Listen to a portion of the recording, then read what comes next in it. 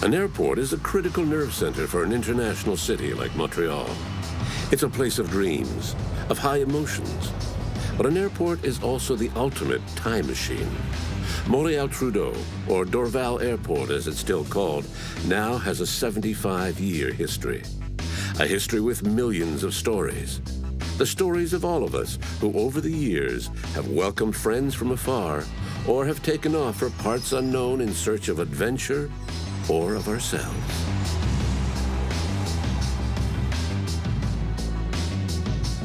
We all have our own memories of travel.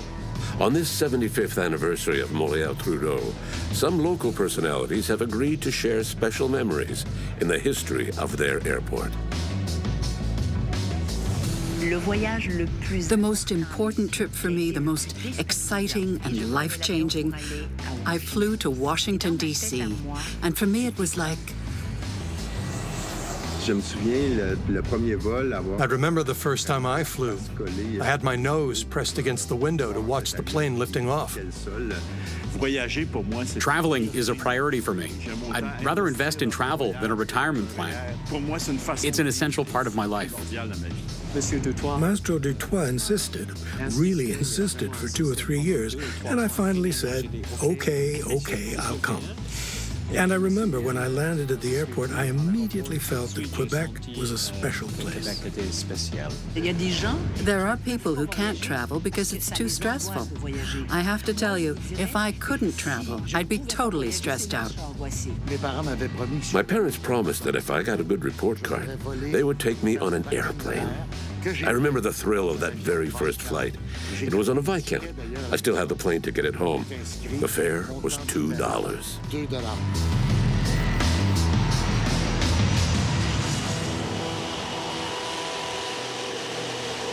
Expo 67, the summer I turned 13. Suddenly, Montreal was the center of the world.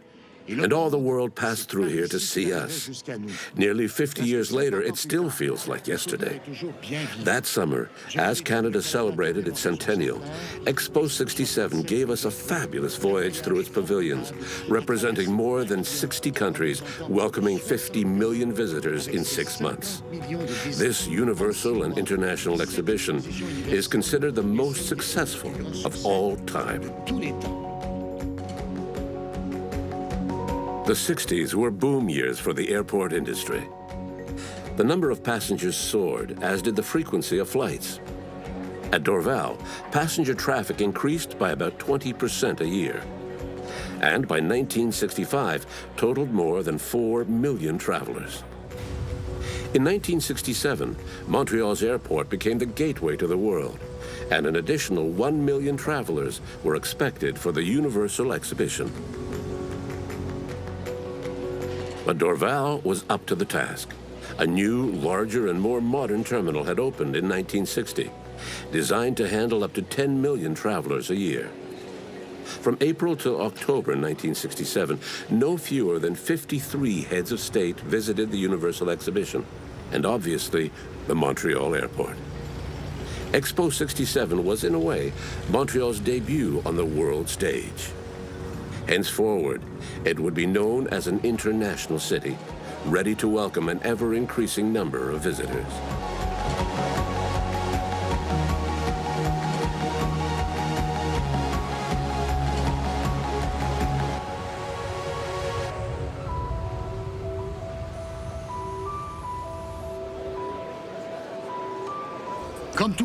Like all good time travel adventures, our trip through the history of Montréal-Trudeau isn't concerned with chronology. So let's go back a bit to the 8th of September, 1964. That day, the day after Labor Day, was the first day of school for students in Quebec. But that didn't stop 5,000 young people from playing hooky to come here to catch a glimpse of their mop-headed idols. Fans crowded onto the balcony overlooking the tarmac, where they had an ideal view of the Fab Four arriving in Montreal for 2 shows, one at 4 p.m. and one at 8:30 p.m. The tickets cost $4.50 and $5.50. In all, 21,000 people jammed these historic concerts. 5 years later, the Beatles would break up and Beatlemania would become a distant memory. But the lucky fans who heard them live at the old Montreal Forum would never forget it.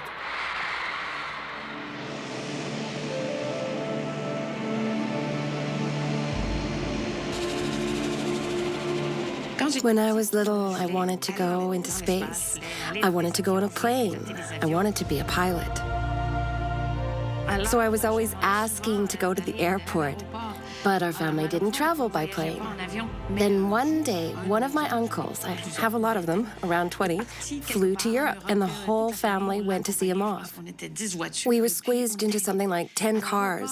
And we got to Dorval Airport and went up on the balcony where we could watch the planes. Then we saw the plane. They had those rolling stairs to board the plane back then. Well, my uncle got on the plane. He waved goodbye. The plane taxied over to a runway to take off. We stood there on the balcony with the wind in our hair, and I'd have given anything to go with my uncle.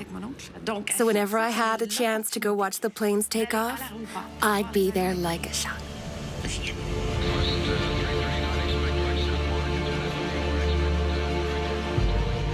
I didn't just want to get on a plane. I wanted to get on a rocket. I wanted to get on anything that flew, anything. And as far back as I can remember, I've wanted to fly.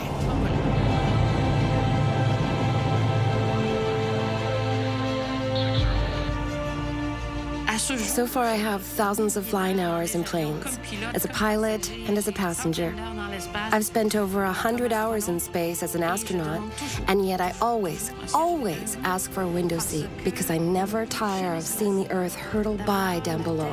I've seen the countryside, seen the distance traveled, and then, at the destination, observing the landing spot. Even if it's a tiny runway in the middle of nowhere, or a river with a hydroplane, or a big city somewhere. Flying is fascinating. It's a privilege that humans have aspired to since the dawn of time, and one that we now get to enjoy. It's pure bliss.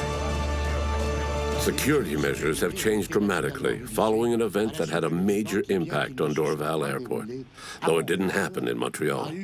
Where were you on September 11th, 2001? What were you doing that morning? Like everyone else, you remember. The attacks in the United States seem to be seared into our memories. Just 3 months into his job as head of the Montreal Airport Authority, known by the French title Aéroport de Montréal, James Cherry remembers very well where he was on September 11th, 2001 at 8:46 a.m. That day, Montreal was hosting the largest airport convention in the world. Over 2,000 delegates. Presidents and vice presidents of airports from all 4 corners of the globe were at the convention center in downtown Montreal that morning. During his speech, Canadian Transport Minister David Collenette was handed a note telling him that a small plane had struck one of the towers of the World Trade Center in New York. The World Trade Center in New York.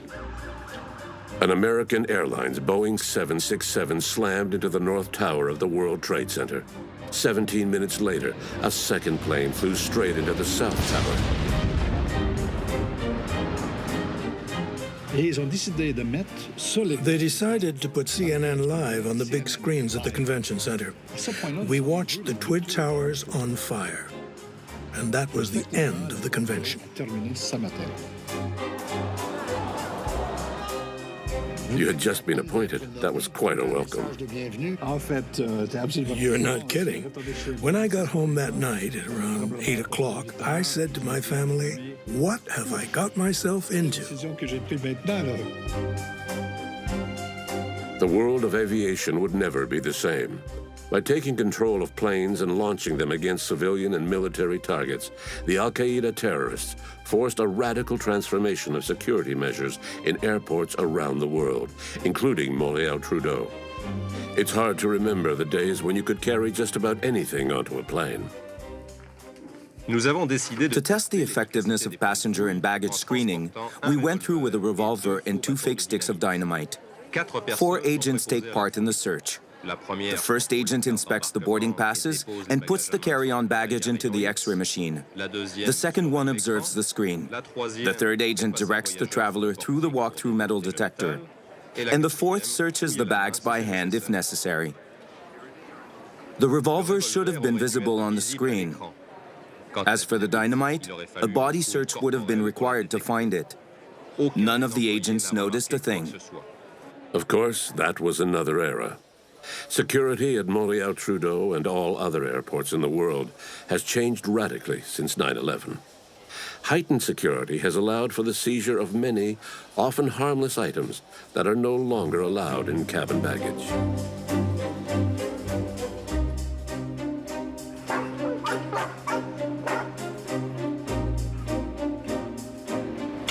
What has changed fundamentally since 9/11? We've invested hundreds of millions in this airport alone to reconfigure the baggage halls. But all the protocols, all the procedures, all the equipment, the layout of airports, they've all changed. So it's more than security. The whole concept of what an airport should look like has changed all over the world. Before 9/11, there were lots of shops outside the secure area. People would take their time, do some shopping, have a bite to eat with the family before going through security screening, which only took a couple of minutes.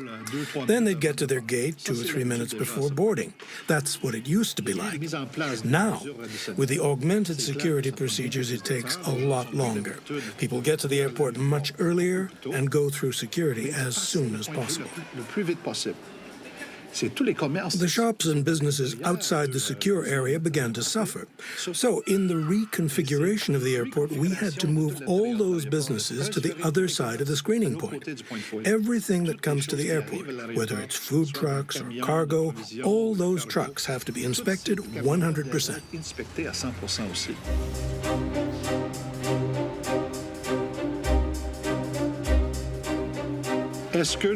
Are we a difficult target? Yes, indeed. We have to continue to upgrade our methods and procedures to adapt to the ever-evolving threat. We need to be 100% vigilant. But am I confident that we are as prepared as we can be? Yes, I am.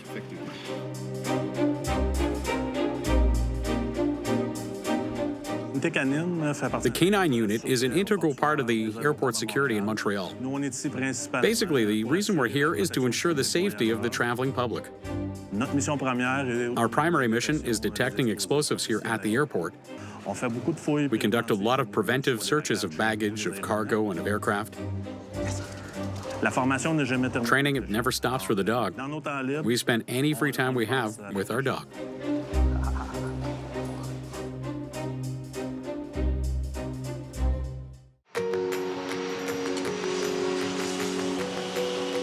When I joined IATA as the Director General in 2002, I think what makes me the proudest is probably the fact that safety has become much more of a priority for the airline. Accidents were taking place in aviation on an increasing rate because the airlines were growing very rapidly. We felt very important that we, as a #1 priority, the reduction of accidents, and to ensure that every member of IATA, the president of airline, considered that reliability and safety was the #1 objective for everybody. And we set ourselves at the time then the objective of reducing the accident rate by 50%, half of it, in 10 years, and we achieved that. The development of the black box actually goes back to the Century's catastrophe. During the investigation of that disaster, that crash, we discovered there was a small black box on board, but it was destroyed. It was impossible to even find it. So, and at that particular time, I was working on trying to implement an analog device that was intended to analyze the possibility of malfunction of various systems. It wasn't very good. It wasn't very appropriate. And I thought at that particular moment that if we redirected the recording of that device to understand better how an accident takes place, and we include the records, the memory of that information into a container that would survive a crash, then we'd have something that would be a lot more useful in analyzing an accident. And so it really became the new standard And later on, we've added also the voice, the cockpit voice recording into the same system. Tic-tac-toe passing play. Vassiliev is going to take a shot. There'll be another penalty on the play. They do score. Chandra deflected it into the net. The Soviets said, "We are here to learn." Facing National Hockey League players for the first time, the USSR national team gave the Canadians more than a few anxious moments, though our boys went on to win the series of the century. Here's another shot. Right in front. They score! And Canada has won the series. Bien entendu. The fans welcomed them home as conquering heroes on their return to Montreal, right here at Dorval on October 1st, 1972. 1972. Je crois que les joueurs n'oublieront jamais cette expérience. The players were greeted by a horde of fans, reporters, and politicians, including Prime Minister Pierre Trudeau. Between 20 and 30,000 people flocked to the airport to see the players. And no one was disappointed because the team literally paraded around the airport on a fire truck. During the 60s and 70s, Quebecers traveled more and tourism expanded. Dorval Airport was caught up in the rush to modernity. The rapid expansion led to the decision to build a new airport to handle international flights. Montréal-Mirabel International Airport began operation in 1975, in time for the Montreal Olympics. But the airport was not as busy as expected. And in 1997, international flights returned to Montréal-Dorval, which then took on its most ambitious modernization project.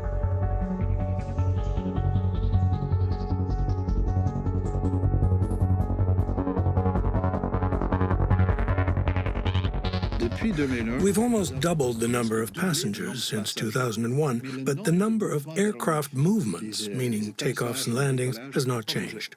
The reason is that the airplanes are somewhat larger and definitely fuller. So the increase in passenger numbers has not increased the impact on the environment in terms of greater noise or more planes. And that's not unique to Montreal. The same trend can be seen across North America. My vacation starts at the airport. Sometimes I say to my girlfriend, okay, let's work it out. The flight's at such and such time, less 3 hours, less travel time to the airport. And she goes, hey, hang on, we don't need to be there 3 hours ahead. And I'm like, no, it's important. I never get bored because I feel I'm already on vacation while I'm waiting in line. When I check my bags, when I talk to the agent and chat and smile. And then take off my things. I don't mind when I'm on vacation, taking off my shoes, my belt, putting it all in the plastic bin and going through and having them look in my bag. I'm almost happy to say, hey, go on, have a look. I've got lots of stuff, but nothing dangerous. And I go through the archway thing, and it doesn't beep.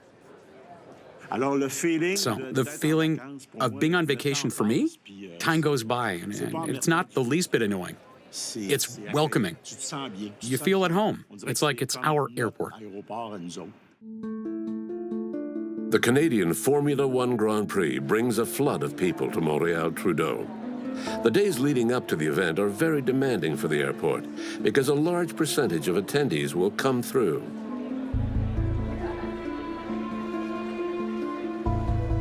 This brings back a very sad memory for me. The return of Gilles Villeneuve after his death at the Belgian Grand Prix.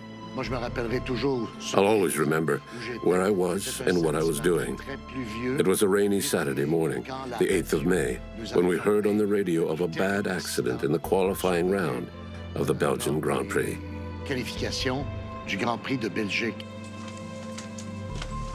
Three neurosurgeons are trying to save the life of driver Gilles Villeneuve, who had earlier been declared clinically dead. He was transported by ambulance to the Saint-Raphael University Hospital in Louvain, Belgium, following an accident during the time trial for the Zolder Grand Prix. Doctors who have been by Villeneuve's bedside for 2 hours will only confirm that he has suffered serious neck injuries and that his vital functions are gravely compromised. On Monday, May 10th, A Canadian Armed Forces plane, a Boeing 707, flew the coffin home, along with Gilles' close family members, including his wife, Joanne. It was late afternoon by the time the plane landed at Dorval Airport.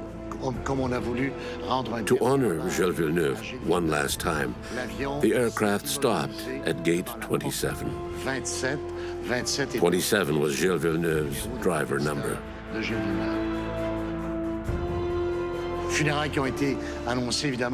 It was a civic funeral, of course. Fans came from all over. There was no room in the tiny village church where the funeral was held.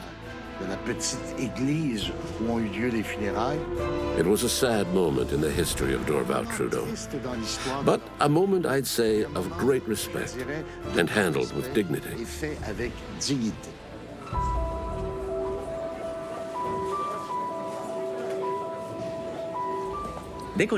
When we returned from Lillehammer, it was nuts. First, we were introduced on the plane. They said, "Here's our returning Olympic team," and people started to applaud. It was really embarrassing, especially since I was wearing Fentex slippers.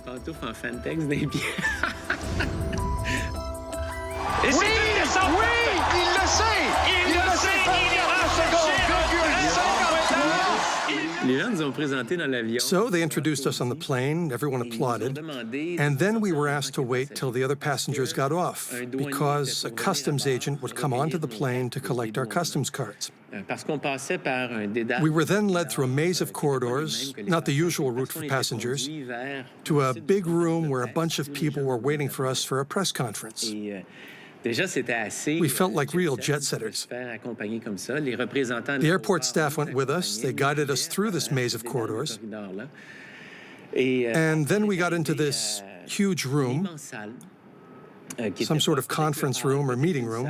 It's all a bit of a blur because I was amazed at the reception.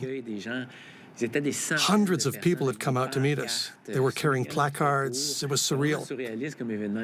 Once we sat down, we held a press conference where journalists asked questions. Then afterwards, we were able to just go out and talk to people. We signed autographs. It's all a blur because there were so many people. It was all so fast. When I left, hardly anybody knew who I was. And on my return, too many people knew me. It was a lot to handle emotionally, but it was great. People who think it's like in Top Gun, you put your hand up and the girls throw themselves at you. It's not like that at all. Inside, you don't do it to feel superior. I've known athletes who try to win to prove they're better than anyone else, and they never win. You win when you've got to the point of doing it strictly for yourself, by forgetting about everyone else, because you can't win for others. It's only for yourself that you're willing to put up with the amount of suffering it takes.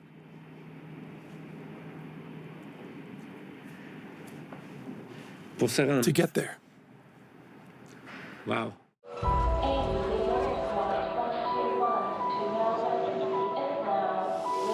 On January 12, 2010, an unprecedented disaster struck the poorest country in the Western Hemisphere. At 4:53 p.m. and 10 seconds, a magnitude 7 earthquake rocked Haiti, leaving 300,000 people dead, 300,000 injured, and 1.2 million homeless. In the following weeks, 126 children arrived at Montréal-Trudeau to join their adoptive parents.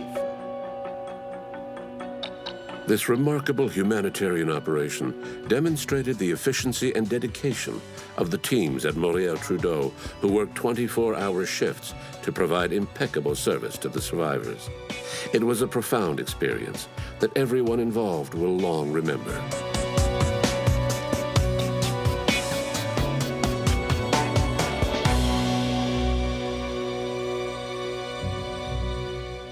In 1902, French poet Edmond Haraucourt wrote, "To leave is to die a little."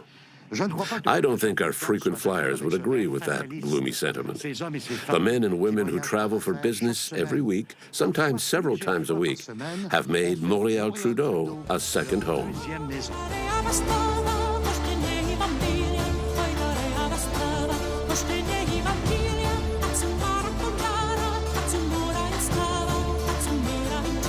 People know me so well nowadays that when I get to the Air Canada counter, I'm greeted with, "Where are you off to this week, Mr. Lamar?" And the woman has served me so often, she knows how I take my coffee, so I feel pampered. Every Cirque du Soleil show requires something like 150 staffers to travel in a group, and it's very complicated. And I rarely pass through the airport without bumping into one of my colleagues. When you're dealing with a big circus, a very large group has to travel together for each of our shows. Usually, the technical team travels to the performance site about a week before the performers in order to raise the big top and get everything ready. Then the performers travel to the site. There's also all our equipment that is shipped on big cargo planes. Often we have to charter 747s to ship all our equipment. Thousands of tons of equipment travel all over the world. We have shows running in several cities on different continents all around the globe. So that means thousands and thousands of trips every year. So for me, the airport is my second office.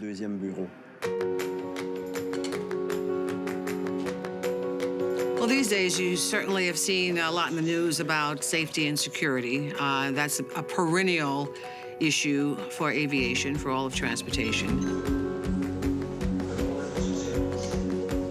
And right now, of course, we're looking at the new security threats and what we may need to do to mitigate them. But beyond that, I say the biggest challenge is for aviation to accommodate the growth in air service demand around the world as more and more populations, particularly in the emerging economies, are moving into the middle class and having more of a propensity to fly. And these days, there's almost nowhere on Earth that can have economic vitality without access to air travel. So it's incumbent upon us as airports to provide the infrastructure to accommodate that demand.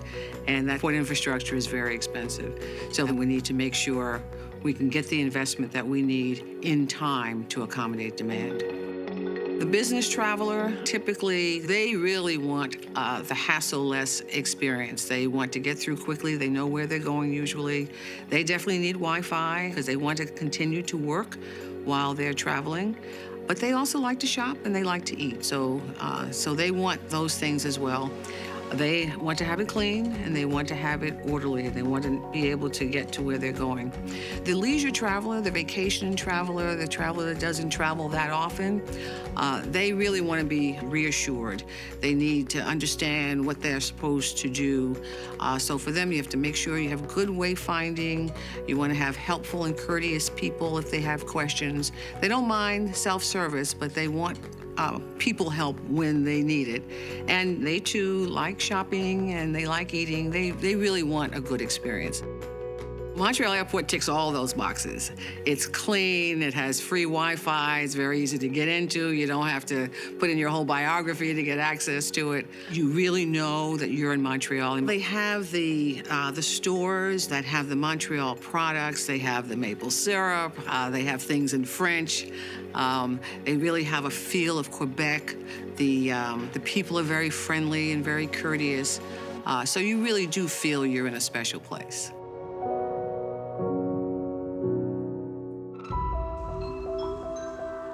In its 75 years, the airport has more than met the expectations and the needs of travelers. But over the last few years, the international and transborder zones have been transformed to the delight of globetrotters. Facilities include a spa, excellent restaurants, and a variety of boutiques. Artwork is on display in different parts of the airport. Montréal-Trudeau is a city within a city. It's a place to spend a few hours, not just waiting for a plane, but embarking on an adventure.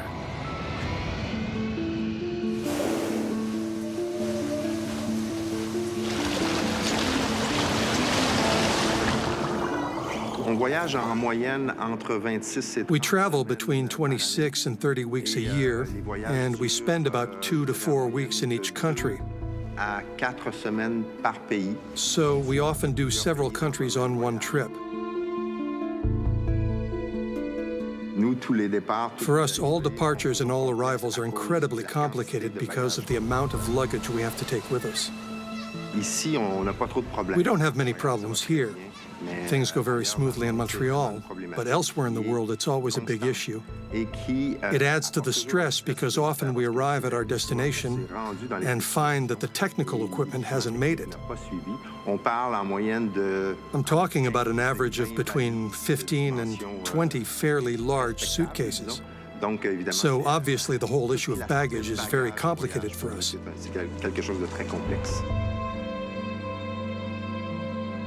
However, our longest trip was extraordinary. We spent 430 days on a sailing ship in Antarctica without ever coming home. We were completely isolated. That was an unusual trip. But you can see that with so much traveling, airports become like a second home. So it's important for airports to provide a good level of comfort and services. The minute you land here, you hear the Québécois accent, and you really feel you've come home. It's a wonderful, warm feeling. Some people flee the cold, and others defy it. Among the latter, the team at Montréal-Trudeau is world-renowned for its expertise in snow clearing and de-icing. If you think shoveling your walk is a chore, how would you feel about dealing with this?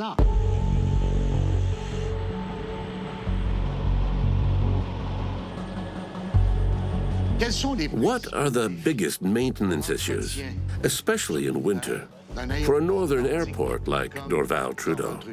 The biggest challenge is clearing the snow as soon as it falls. The minute there's the slightest bit of snow at the airport, you get out the equipment and start on the runways. We have to respond immediately. Aéroport de Montréal won an award in 2008, which was an exceptionally snowy winter. Tell us about some of the innovations you've developed in Montreal. Well, one of the things that we've done here at Montréal-Trudeau is design mega trucks that can hold 5 times the load of the trucks that you see on city streets. We use enormous snowblowers to fill them up, with each one clearing approximately 5,000 to 7,000 tons of snow per hour. That's very fast.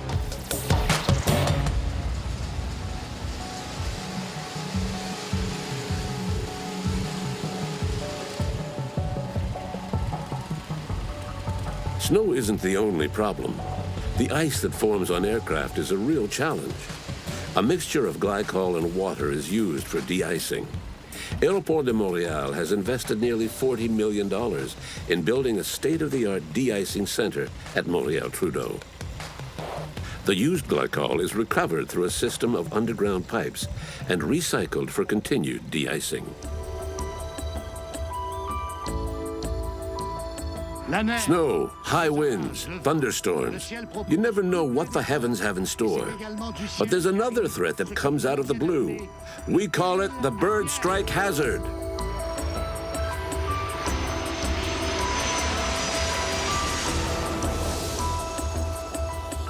So, Mr. Molina, what is the bird strike hazard for an airport? What we call the bird strike hazard is the risk that wild birds pose to aircraft, mainly to their engines. It's a real challenge for us here at this airport. We're on the island of Montreal, surrounded by water, so the area is a magnet for aquatic birds. Aquatic birds use the river like a highway to get from one place to another, especially during migration. Seagulls, ducks, geese, the big Canadian geese, all use the corridor. So one of the reasons we came to the airport in 1992 was to scare off aquatic birds, mainly gulls and ducks.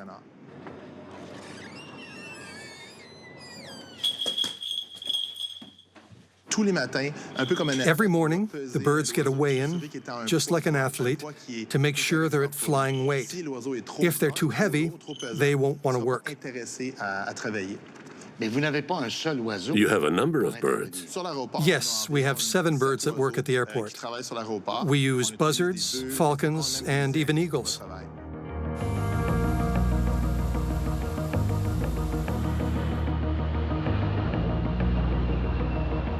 The airport has an unusual relationship with a group of voyeurs. In 2012, it even gave them a gift, a viewing platform where they can indulge their passion. They are the plane spotters of Jacques de Lesseps Park. A plane spotter is a person who's passionate about aviation.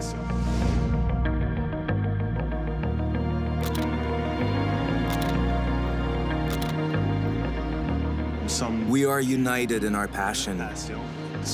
Whether you're into photography, filming, or just observing aircraft, Jacques de Lesseps Park is a spectacular place for plane spotting. Some of our members are retired and can spend 40 hours a week at it. And we also have the responsibility of observing, recording, and flagging any security breach or danger to an aircraft. The name of the airport may have changed. The infrastructures may be more complex. The passenger experience may have improved. But one thing has stayed the same. Haven't you ever wondered why YUL? YUL. Today, we'll find out once and for all. In the 1930s, with the increase in the number of airports around the world, a system of identification by code became essential. Canada reserved all the codes beginning with the letter Y.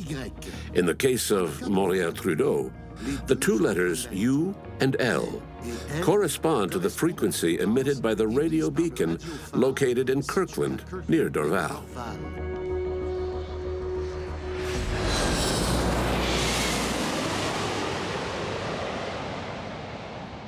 My father worked for Air Canada. He worked on the black box. I only found that out at the end of his life.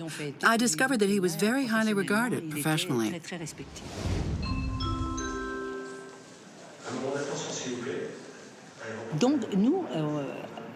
So when I was little, my dad was entitled to free plane tickets. But obviously, there had to be seats available on the plane, and if a paying passenger showed up, we'd be kicked off. So it was wonderful to think we could fly for free, but at the same time, we were freeloaders.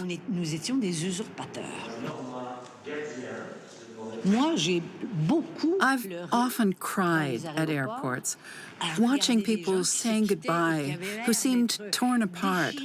I'm sure they were. Of course, you don't know the story, so you make it up. I'm a novelist, so I automatically start to imagine what will happen, where they're going, and if they're young, I wonder if this is their last goodbye. It's a place that puts human beings in situations that are not routine. International air transport connects cities and regions to the world.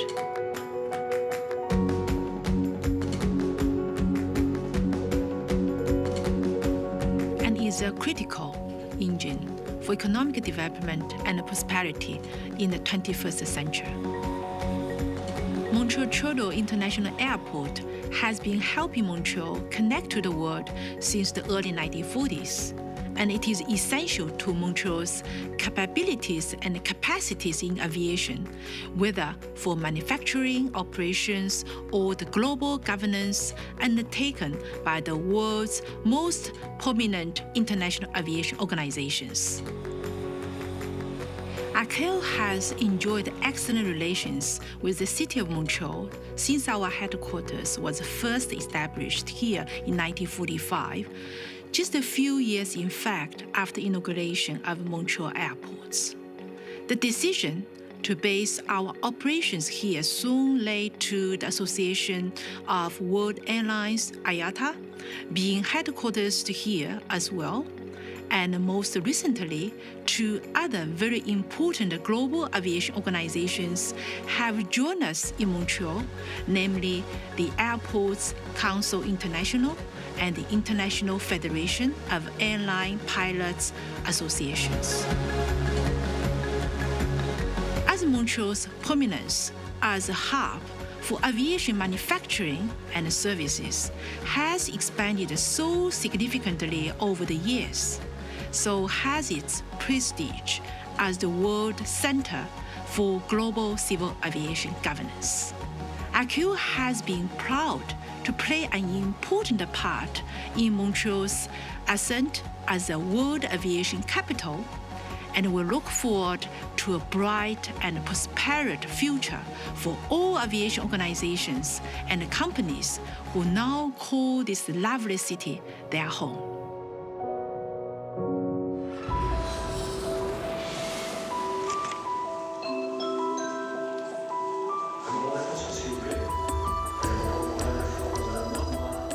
It's been 25 years, no, almost 26 years since I arrived from Algeria. I flew in with my daughter and my then husband.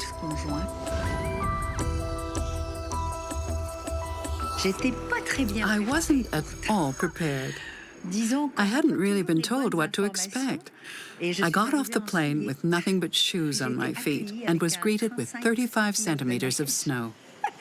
The worst thing was, I arrived in a highly emotional state. I had left most of my family behind. It was hard, but I had to get away. I flew off into the complete unknown. Where to go in the middle of the night, who to talk to, who could help me. It wasn't easy. When my mother arrived 6 months later, in June, I'd been here since January, all I could say was, "Please, may I go through? Please, let me just hold them in my arms for 5 minutes." I said to the customs agent, "You can come with me. I just need to see them. I haven't seen them for almost 7 months." I knew my mother would be exhausted. She was old and in poor health. Eventually, I gave up and stood by those doors that slide open and closed. Every time they opened, I'd crane my neck. And all of a sudden, I think I'd been there 10 minutes or so. A customs agent. Whenever I think of it, I'm so moved. The agent came through with my mother in a wheelchair and my 3 children. The youngest was 4 years old. And she was holding a stuffed toy. The agent wheeled my mother out. They'd been traveling with my half-brother. The customs agents kept my brother, who had all the travel documents for the group with him, and they brought my mother and my 3 children through. I knelt down. And the youngest, Amel, froze. She hugged her doggy tight and stared at me. "Is it you, Mommy?" It took a couple of minutes for her to come close.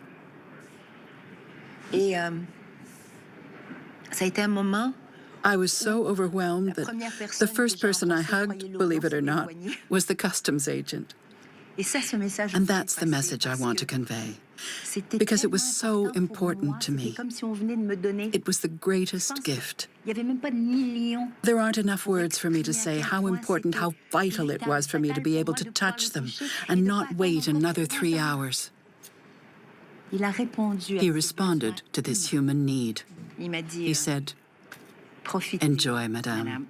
We understand." And that's when I said, "I'm proud to have chosen Quebec."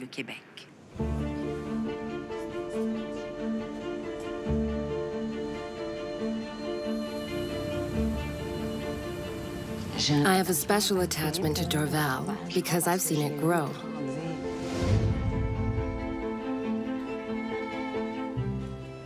The first time I ever flew on a plane was the journey from Malaysia to Canada, from the refugee camp to Canada.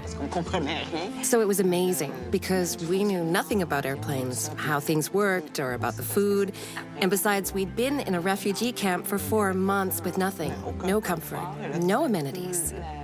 And suddenly we're on the plane, being given food, little snacks. It was wonderful. We were very excited. I don't think we slept a wink the entire flight. The beauty of the airport now is that there are very good restaurants. so you don't have to bring your food with you. I often like to arrive early, to have a meal and just relax. And with high-speed internet, well, it's great. It's perfect. I often arrive early to be able to sit by myself and work. It's a very quiet place to work because everyone's anonymous at an airport. Well, that's not really the case at Dorval anymore because I often bump into friends and we end up hanging out. Sometimes we sit around talking and it turns into a spontaneous book discussion group right at the airport.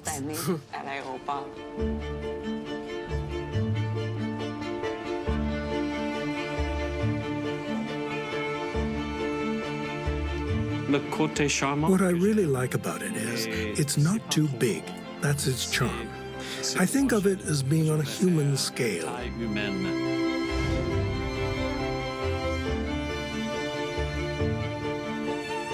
It's the only place I know in North America where people aren't American, like in the United States. There's a rhythm, there's a style, there's a spirit. You can hear both languages. And there's not just English and French. You hear any number of languages being spoken here because there's a German community, a Chinese community, a Japanese community, Italian, Spanish. So you hear so many languages. From that point of view, combined with the active bilingual element, I think it makes this an outstanding airport, really distinctive. Cet aéroport un peu outstanding, un peu remarquable. La communauté montréalaise, the Montreal business community and the general public have created something remarkable. They've built in a relatively short period of time one of the finest concert halls in the world. The Maison Symphonique at Place des Arts is considered to be one of the top 10 concert halls in the world. Though it is quite different, it's on a par with the Concertgebouw and the Musikverein. It has brought enormous prestige to the city of Montreal. And I like to say that a concert hall is a meeting ground, and this meeting ground is the window of the soul through which communities look to the outside world. But if we use this metaphor of a house with a window to enter, well, to enter the house, you need a door. And the door, obviously, is the airport. So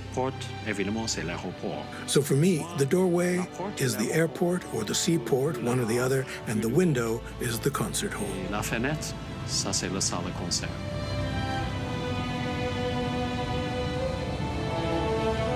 Montreal stands out as the only big city in North America where French is the common language. So its international airport needs to honor that richness that the city brings to the continent by highlighting that distinction. When people land in Canada, land in North America for the first time, and land at Trudeau, they see this French side. Often they're surprised. We need to keep this distinction of a welcoming airport, an efficient airport, and an airport that is unique, different from all the others in North America. I think that, frankly, in the past, our airport used to be almost ashamed of being great. You got the sense that we didn't understand or didn't accept our greatness. And I'd often think to myself, I go to small cities throughout the US and elsewhere that have much better airports than ours. And I often wondered why. I have to say that I am increasingly proud, really and truly, because the airport is getting more beautiful. It's taking on an international dimension, and we must, whether it's the government, different organizations, even as citizens, we must strive to do more and more business and bring people here from all over the world, because this airport can hold its head up next to any other, really. It is becoming great.